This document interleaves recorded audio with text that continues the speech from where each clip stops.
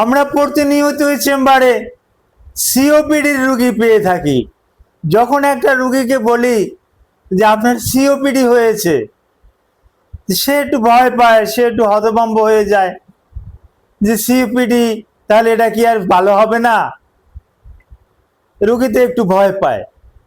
তো না, সিওপিডি ভয় পাওয়ার কিছু নাই। এক সময় এর একটা ভালো একটা চিকিৎসা ছিল না। এখন অতি অত্যাধুনিক যুগে এমনও কিছু মেডিসিন আবিষ্কার হয়েছে যে ঔষধগুলো যদি নিয়মিত সেবন করা যায় তাহলে সিওপিডি সম্পূর্ণরূপে নিয়ন্ত্রণে রাখা সম্ভব। এখন এই সিওপিডি কি, সিওপিডি কেন হয়, সিওপিডি হলে এর চিকিৎসা কি, এর লক্ষণ কি, এ ব্যাপারে আমি বিস্তারিত আলোচনা করব। ভিডিওটি না টেনে পুরো ভিডিওটি দেখলে আপনি সিওপিডির উপরে গুরুত্বপূর্ণ একটা ধারণা পাবেন। জি, আসসালামু আলাইকুম রহমতুল্লাহি ওয়া বারাকাতুহু। আমি ডাক্তার মীর শহীদুল ইসলাম। আমার চেম্বার শুভেচ্ছা 255, ঐতিহ্যবাহী শেখঘাট, সিলেট। গুগলে গিয়ে ডাক্তার মীর শহীদুল ইসলাম কথাটি লিখে সার্চ দিলে আপনি আমার সম্পর্কে বিস্তারিত তথ্য পেয়ে যাবেন।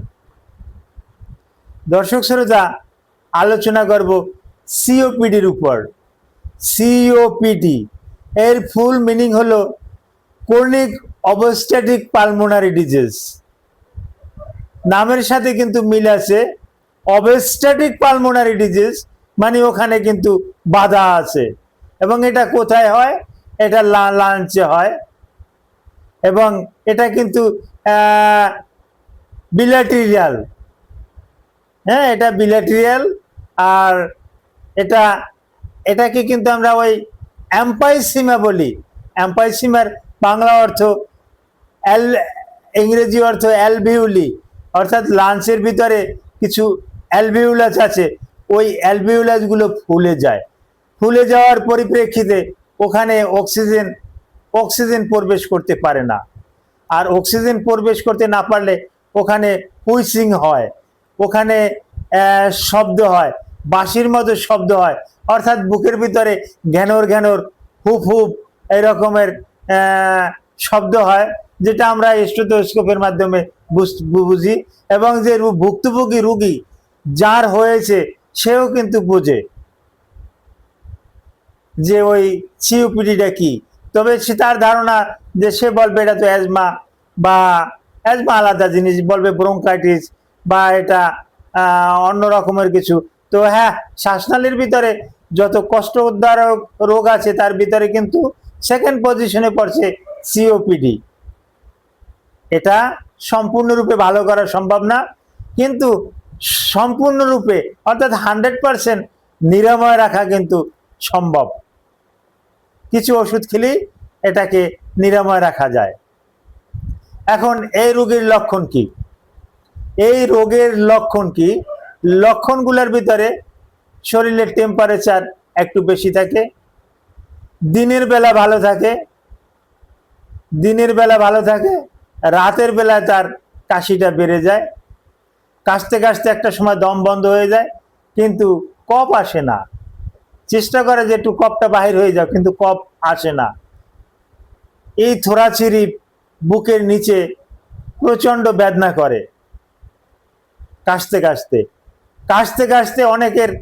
অনেকের দেখা যাচ্ছে, অনেক রুগীরই আমাদের কাছে এসে বলে কাশতে কাশতে তার পেশাব পর্যন্ত হয়ে যায়, অনেকের পায়খানা রাস্তা দিয়ে বায়ু নির্গত হয়, এরকমের রোগীও আছে। এগুলো গেল এর লক্ষণ। এখন এর চিকিৎসা কি? এখন এর অনেক অতি অত্যাধুনিক চিকিৎসা আছে। তো হ্যাঁ, রোগের লক্ষণ ও ধরন বুঝে আমরা রুগীকে চিকিৎসা দিয়ে থাকি। তার ভিতরে সিভিয়ার পর্যায়ে বিভিন্ন রকমের অ্যান্টিবায়োটিক দিয়ে থাকি। অ্যান্টিবায়োটিকের ধরন রোগীর উপর নির্ভর করে দিয়ে থাকি। তারপর আর যে সমস্ত আনুষঙ্গিক ওষুধ দিয়ে থাকি, ফ্লুটিকেশন, স্যালমিট্রল, ট্রাইটোপিয়াম সালফেট, তারপর আসে স্যালবিউটামল, এ জাতীয় ঔষধ রোগীকে কিন্তু দিয়ে থাকি। আরও অনেক ইনহেলার, কোজিহেলার, রোটাহেলার, এই কসমোহেলার, এ জাতীয় ওষুধ আছে। এই ওষুধগুলো যদি নিয়মিত রোগী ব্যবহার করতে পারে তাহলে সিওপিডি থেকে রোগী কিন্তু সম্পূর্ণরূপে নিজেকে নিজে ভালো রাখতে কিন্তু সক্ষম। তো এই সিওপিডির উপরে আজকের আলোচ্য বিষয় আলোচনা এতটুকুই। এই সিওপিডির উপরে যদি আপনাদের কোনো জানার ইচ্ছে থাকে, এই যে ভিডিওটা করলাম, এই ভিডিওর কমেন্ট বক্সে আপনি কমেন্ট করবেন, আমি নির্দ্বিধায় আপনাকে জানিয়ে দেব। Thank you all.